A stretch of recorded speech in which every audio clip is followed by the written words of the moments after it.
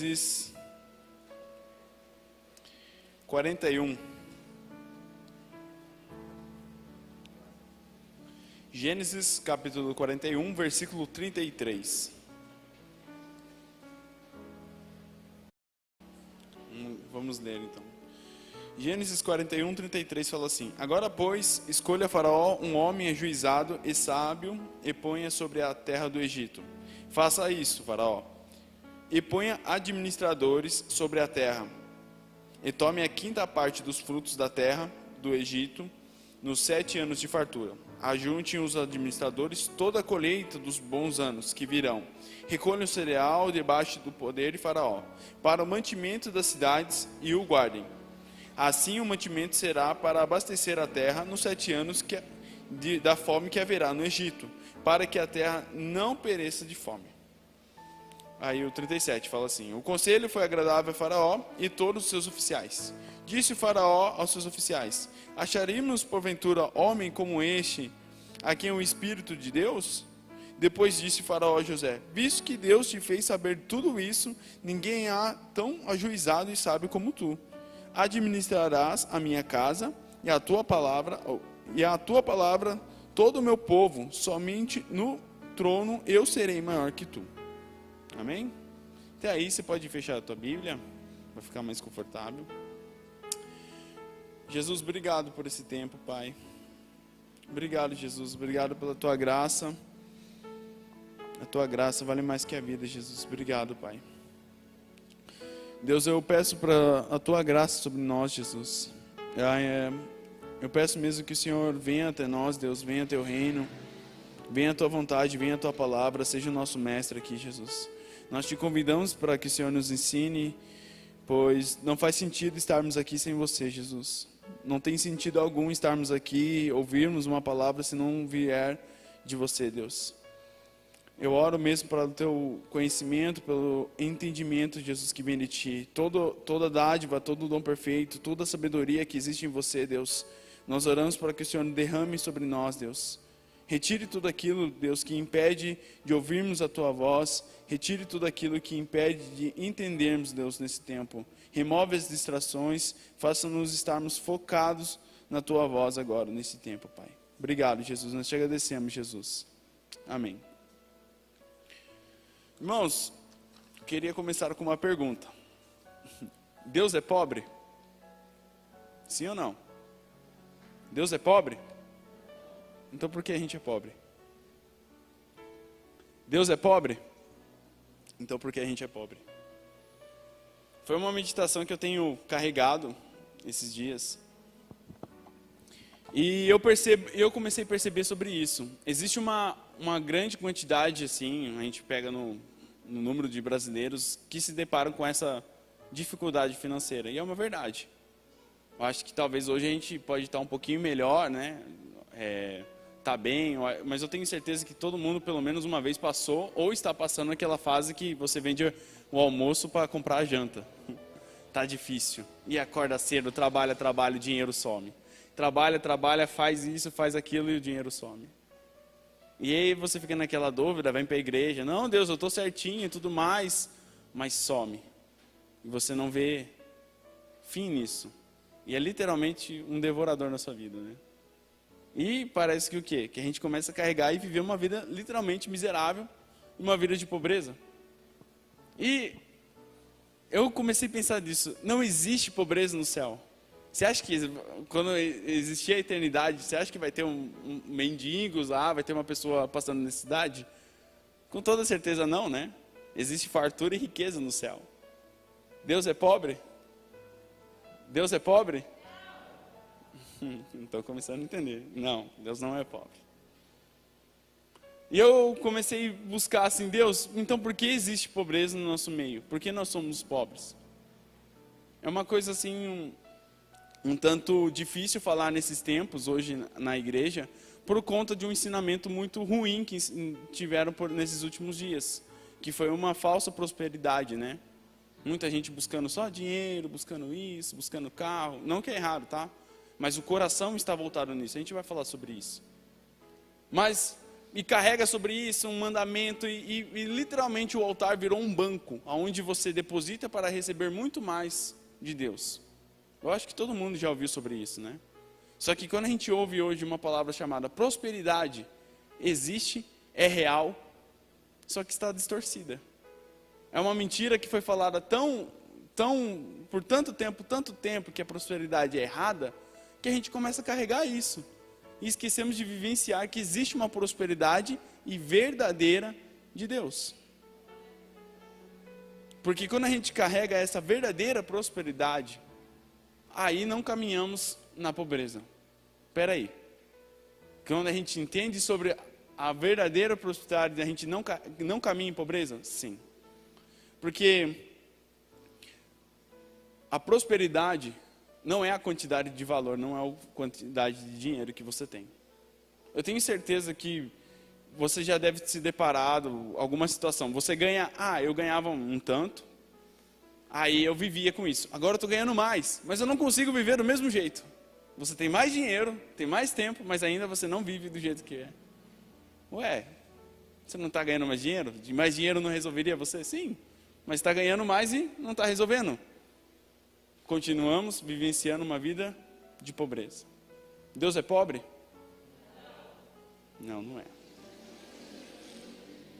Então a prosperidade, esse entendimento sobre a riqueza e a pobreza dos céus, vem muito antes de como a gente lidar com isso, como administrar. A gente lê uma passagem sobre José, ali, eu acredito que todo mundo conhece essa história, mas ali um pouquinho, naquele momento ele está revelando o sonho de Faraó. E ele dá um discernimento para Faraó e ainda fala, faça isso, administre nesses 7 anos de abundância, esses 7 anos de fartura, guarde mesmo os mantimentos. Depois disso você vai sentir falta. Quando houver fome, vocês vão ter estoque. Parece simples, né? Mas foi um discernimento de um sonho. Se a gente pegar a história de José, a gente for recuando, antes dele estar ali na mesa com o Faraó, aonde ele estava? Na prisão, ele estava preso. Só que ele não era qualquer preso. Antes dele sair, ele era basicamente o carcereiro. É muito interessante isso. Aonde que um preso toma conta dos presos? Ele estava preso. E ali ele foi administrando, e ele virou o quê? O chefe. Basicamente deu uma folga para o carcereiro. E antes disso, aonde ele estava?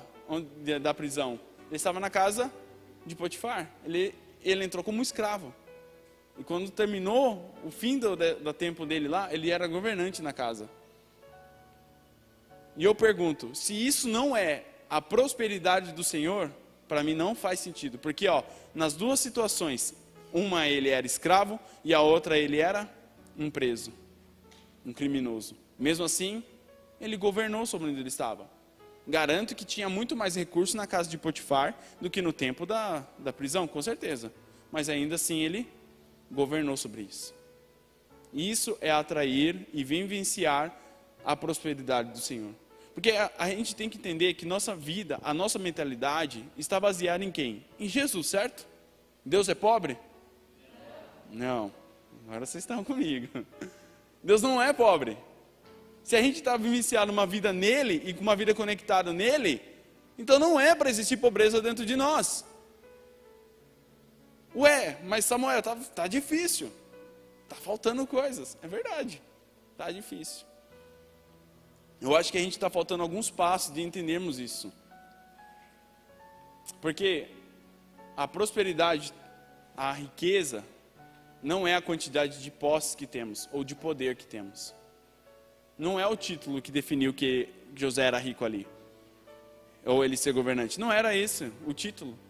Eu acho que você já deve ter passado por isso, de alguém que trabalhou com você, está no mesmo nível, o cara ganhou um cargo acima, o cara começa a pisar em você, começa a falar mal.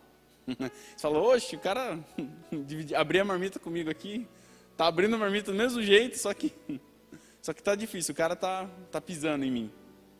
E a gente carrega uma mentalidade dessa. Não posso ter um pouquinho de poder a mais que eu vou abusá-lo. Eu vou pisar mesmo. Não me dê poder. Isso não vem da prosperidade de Deus. A prosperidade do Senhor vem como forma uma vida de integridade e uma vida de gratidão aonde estamos.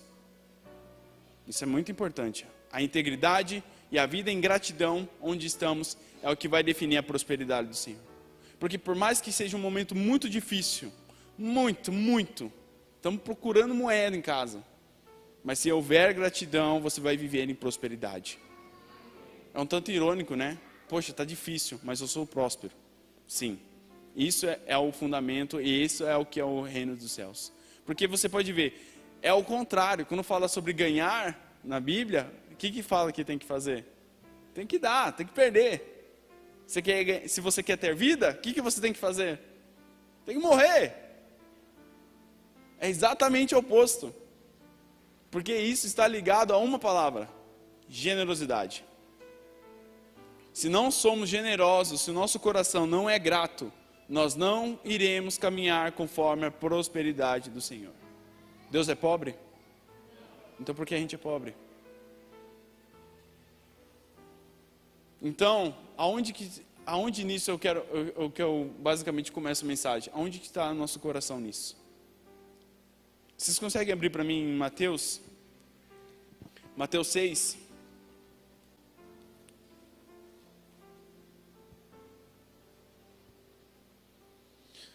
Mateus 6, 19.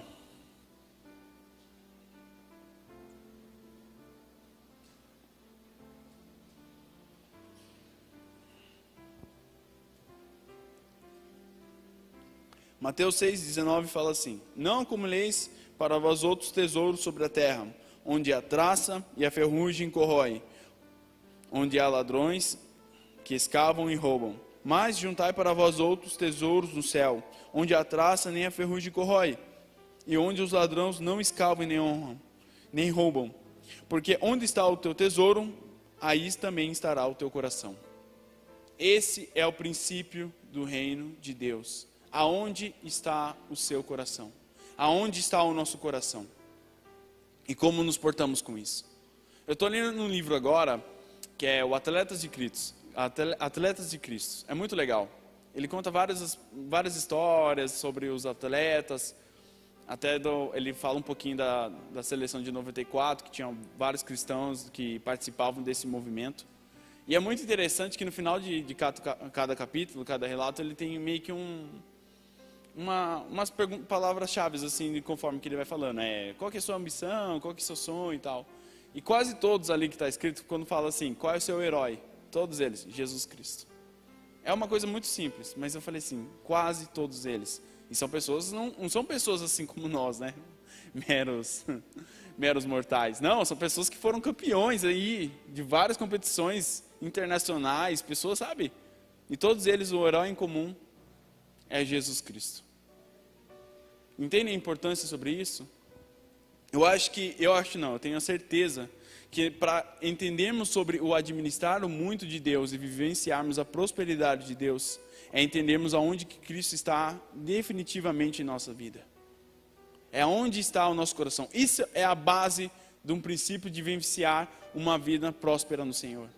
Porque se nós não carregarmos isso, não carregarmos o próprio Jesus como nosso princípio, a gente vai ficar fora. E aí vamos voltar a vivenciar aquela vida que trabalha, mas some tudo. Nós precisamos entender isso, sobre essa capacitação que existe de Deus. Deus, eu tenho certeza assim, se Deus hoje, vamos falar assim, para qualquer um aqui, para todo mundo, eu vou te dar muito dinheiro.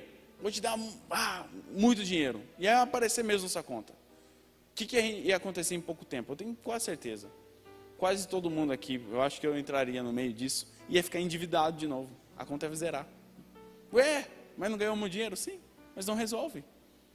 Porque nós não sabemos ainda administrar o que é do Senhor. Ainda pegamos o recurso que Deus nos dá. Poxa, eu trabalhei aí o mês inteiro, recebi, foi meu suor. Mas isso pertence ao Senhor.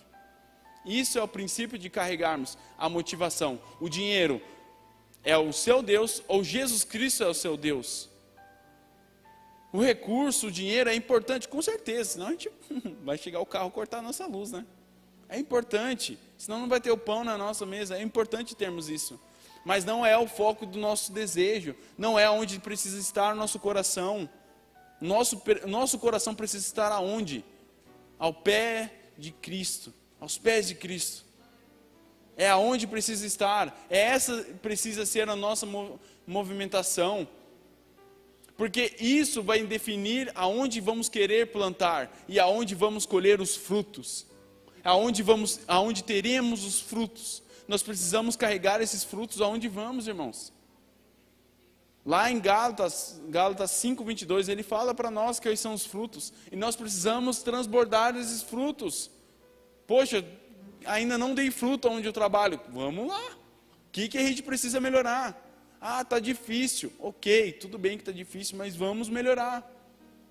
Eu não estou falando para você ser o maior e ser o melhor, não. Entregue seu coração e vivencie a 100% o que você está fazendo. Eu sei que está difícil, mas olhe pela janela e se divirta com esse momento. Curta o momento. A gente precisa entender sobre isso. Pode estar difícil, mas é um tempo de ensinamento. A gente pega a história de José. É incrível essa história.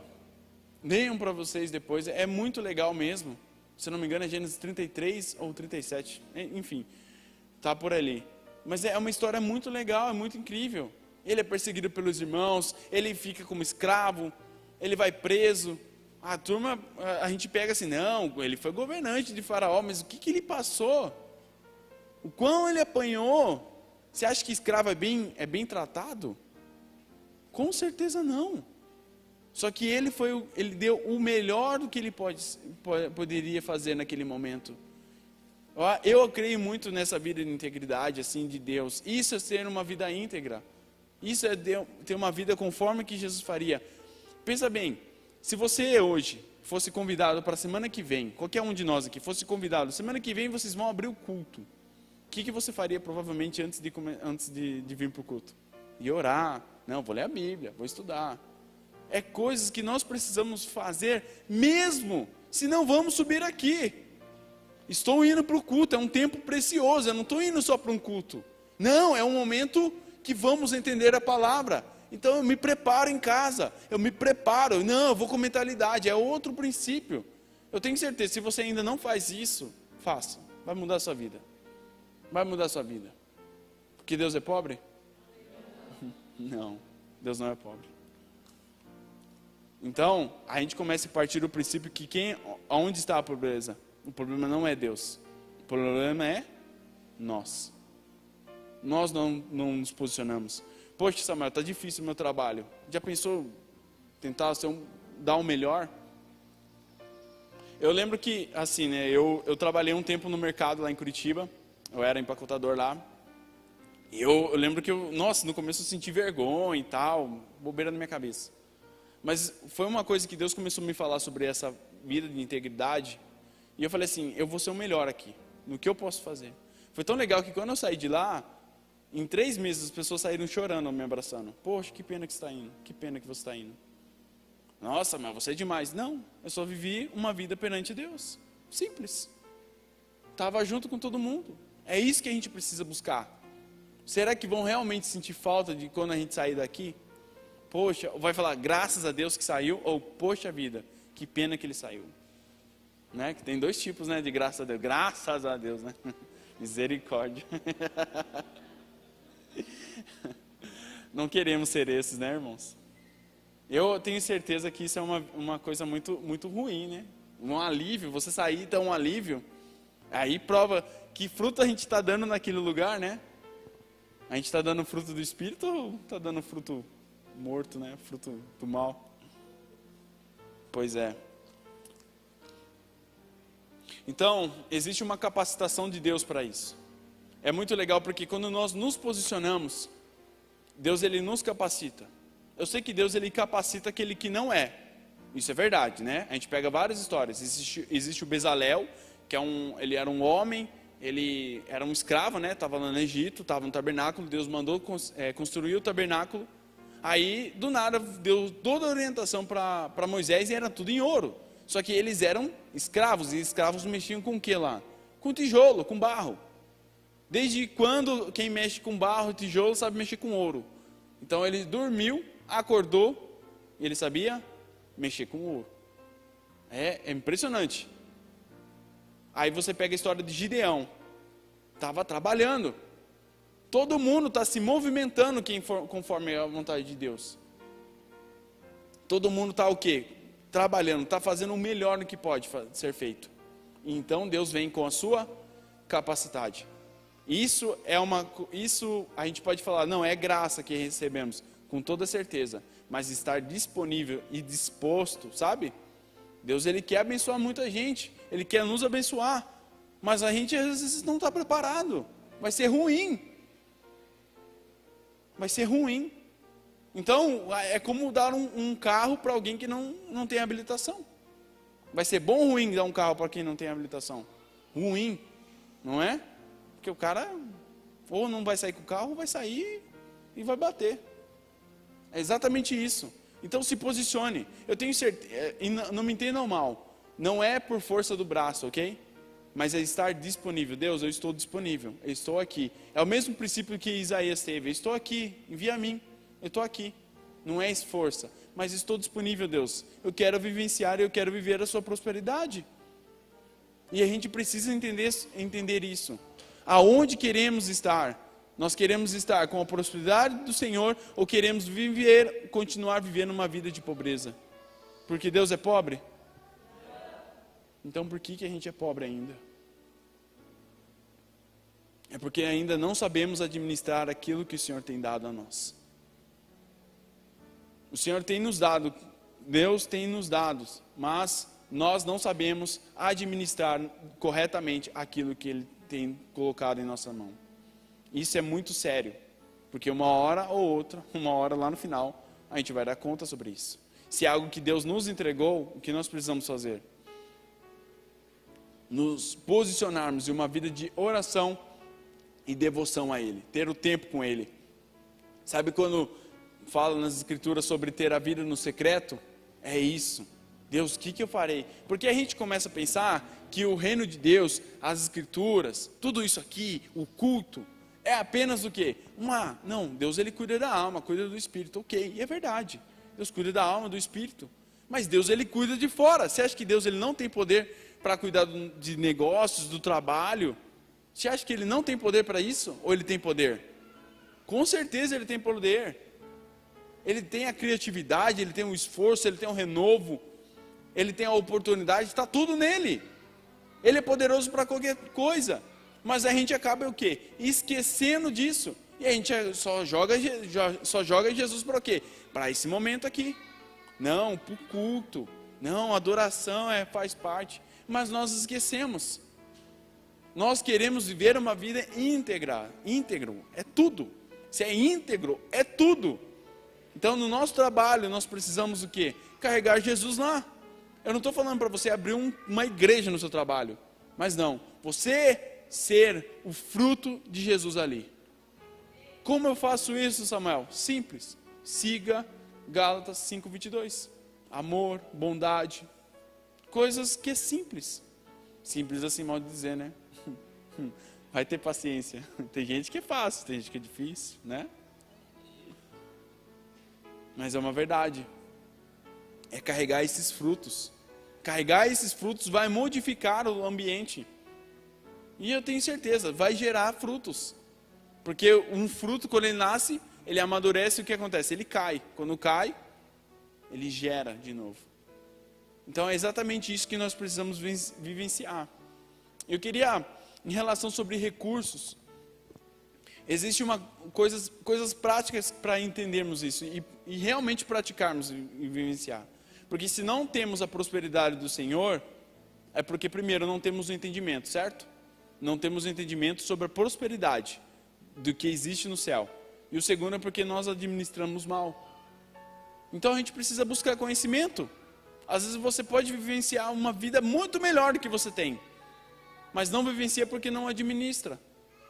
Você vê que José, pelo fato dele administrar o Egito, a parte de fome, a parte da fartura, ele salvou o mundo basicamente. E é incrível você entender isso, porque se a gente pegasse no tempo de fartura e ele não tivesse o entendimento de administrar, ele ia falar: pessoal, tá com muita fartura, vamos comer tudo. E comia tudo e chegavam 7 anos de fome, o que ia acontecer? Eles iam passar fome, o mundo ia passar fome, tudo ia dar ruim. Mas não, foi entendimento. Calma, gente, vamos guardar. Fala que ele guardou tanto que os números acabaram, em tanto mantimento que foi guardado. É essa parte administrativa, entender os tempos. É muito incrível quando nós entendemos os tempos. A Bíblia fala sobre os valentes de Davi, e eles falam que eles tinham vantagens sobre as guerras porque eles entendiam os tempos. Agora não sabe se é o tempo realmente de Deus ou se era o tempo de chuva, o tempo de se vai ter sol ou não. Mas que eles entendiam o tempo, eles entendiam. E eles tinham vantagem sobre as guerras. E como nós vamos entender o tempo? Oração, leitura da Bíblia, leitura. Vivenciar isso aqui, a gente precisa respirar. Todo dia a gente precisa ler. Pelo menos alguma coisa, vivenciar, ter um amor por isso. Eu tenho certeza, Jesus ele quer restaurar, sabe aquele zelo que ele entrou e quebrou tudo na igreja lá, porque estavam vendendo, estavam colocando boi, estavam colocando ovelha no meio da igreja. Ele chegou, ele falou, esse zelo, eu tenho certeza ele quer restaurar esse zelo sobre a igreja, sobre a palavra dele. É um amor, é um zelo, sabe, um cuidado. É isso que nós precisamos amar, é amar esse tempo, amar o tempo de ler, amar o tempo de estar com Deus, e isso virá uma prática constante que não importa o que você faça, eu estou conectado em Deus, e isso vai vivenciar uma transformação de mente, que é onde vai aplicar a nossa prosperidade, e vivenciar o que é a prosperidade do Senhor. Deus é pobre? Não. Nós somos pobres? Não. Se nós estamos em Cristo, não somos. Nós não somos. Porque Deus não é. Se estamos ligados nele, nosso recurso é ilimitado. Você acha que Deus ele está com falta lá? Você acha que Deus está fazendo empréstimo? Não, ele tem tudo. E não só esse tipo de recurso financeiro. Eu tenho certeza, assim, eu vou metaforar, né? Mas eu tenho certeza que existe braço, existe olho, existe tudo, existe cura lá. Nós não somos curados aqui? Não existe cura na terra através do nome de Jesus? Então existe a medicina mais avançada nos céus. Então tem todo tipo de recurso, existe capacidade, existe tudo. E isso faz parte da prosperidade do Senhor. Então nós precisamos ter essa mentalidade de entrarmos e nos conectarmos e sermos prósperos de verdade no Pai. Deus não é pobre e nós não queremos ser. Nós não queremos ser, nós queremos saber administrar. Eu queria deixar 3 exemplos práticos para isso. É simples. Você pode falar, eu já faço isso, ok, mas é bom revisá-los. A primeira coisa, organize os gastos. Organize os gastos. Simples. Como assim? Não gaste tudo que você tem, que você ganha. Eu já fiz isso. Você está trabalhando e tal, e você ganha um dinheiro a mais. Poxa, é hoje que eu não como, que eu não faço janta em casa. É hoje que eu peço um lanche. É errado pedir lanche? Não. Mas se programe. É simples. Porque depois não vai ter falta. Porque é uma parte administrativa. Isso não cabe a Deus. Cabe a nós. Se vai fazer falta no final é porque nós não administramos. Então organize. Simples. Anote no papel. Tenho isso, gastei isso. Tenho isso, gastei isso. Quero comer um lanche aqui. Nesse dia eu vou gastar isso. Simples. Eu lembro que uma vez eu perguntei para minha mãe, que eu lembro que todo domingo ela comprava os potes lá, lembra? Vocês lembram, né, que a gente comprava os potes de sorvete? Aí eu perguntei, e eu lembro que era uma fase muito difícil, né? Nossa, era difícil mesmo. Eles dormiam na sala, né? Dormiam na sala, no colchão no chão, eu dormia no chão, meu irmão e minha irmã dormiam na beliche. Vocês lembram disso, né? Pelo amor. A gente dormia. Só que todo domingo, vocês lembram que tinha sorvete? Eu ia de bicicleta lá, né? Aí eu fazia a lista, todo mundo tinha sorvete. Era um pote de sorvete para cada um. Aí eu descia de bike e pegava o sorvete. Aí eu perguntei para minha mãe, falei, como vocês faziam com esse sorvete se a gente era apertado? Ela falou, a gente programava. Eu falei, minha mãe. Esperta. É uma verdade. Eu sou muito feliz que eu ganhava sorvetes. A nossa casa não passou aperto pelo fato de programação. Simples, irmãos. Então, organize os gastos. A segunda coisa, não se acomode. É muito simples a gente nos acomodarmos.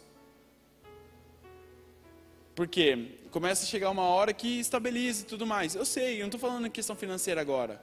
Mas existe maneiras de crescermos em Deus. Não se acomode. Não se acomode aqui no culto. Não se acomode com o nível de entendimento que você tem em Deus. Não se acomode isso. Não se acomode em conhecer mais as pessoas aqui da igreja. Sabe? Isso é ser igreja. É ser um corpo, ser família. Não se acomode. Tem coisas que nós podemos ser mais ativos nisso, irmãos. E não precisa aqui estar no púlpito. O púlpito aqui é uma direção. Mas a vivenciar quem é Deus, uma vida de cristão mesmo, irmãos, é parte nossa. Os pastores não vão ser crente por nós. Ninguém vai ser crente. Eu não vou ser crente por você e vocês não vão ser crente por mim. Não, é cada um. Então não se acomode com isso. O que a gente pode melhorar? E é coisas básicas. Eu não tenho nem ideia em questão de ensino, de escolas. Então vamos melhorar a nossa casa. O que eu posso organizar mais no meu quarto? Carol puxa minha orelha e fala para você. Mas eu estou melhorando? Estou melhorando, né? Obrigado. Você imagina, ela faz assim. Mas eu estou melhorando. E vai passando isso. E o que a gente pode organizar? E vai organizando. Não estou falando para você ter toque, né? Não, tem que estar tudo bonitinho. Calma. Mas organize-se. E eu tenho certeza que Deus ele vai falando contigo. Você acha que no céu é bagunçado ou é organizado? Entende? Você acha que no céu é sujo ou é limpo? É isso que a gente precisa entender. Se a gente quer atrair os céus e a prosperidade de Deus, vamos nas mínimas coisas. José só foi colocado para governar o Egito, depois de ter passado por escravo e ser preso. Não despreze o que nós temos hoje. Não despreze o tempo que a gente está passando hoje. É muito importante a gente, eu vou vivenciar, não vou me acomodar. E trabalhe com isso. Irmãos, isso é coisa que é exercício para mim, tá? Que eu estou falando. Não é coisa novidade, não. É coisas que eu tenho buscado vivenciar e a cada dia eu vou crescendo. E a terceira coisa é seja generoso. Seja generoso. Ser generoso vai mudar a sua vida. Vai por mim. Vai mudar a sua vida. Como assim? Seja generoso. Não é, quando a gente fala sobre generosidade, a gente normalmente associa como uma questão de dinheiro também. Mas o tempo também pode ser dado. O ombro amigo, a disponibilidade, um bolo para o seu amigo, uma torta bem gostosa, uma conversa, um bom café. Isso é ser generoso. Eu poderia estar em casa assistindo TV, assistindo meu filme, mas eu prefiro passar um tempo com meu irmão. Eu sei que esse tempo está difícil, né? Por causa da pandemia, mas existe um tempo. Poxa, eu vou gastar 5 minutos para ligar meu irmão na igreja. É simples. Como você está? Não, estou bem. Vai ser estranho no começo. Nossa, ele ligou para mim do nada. Do nada.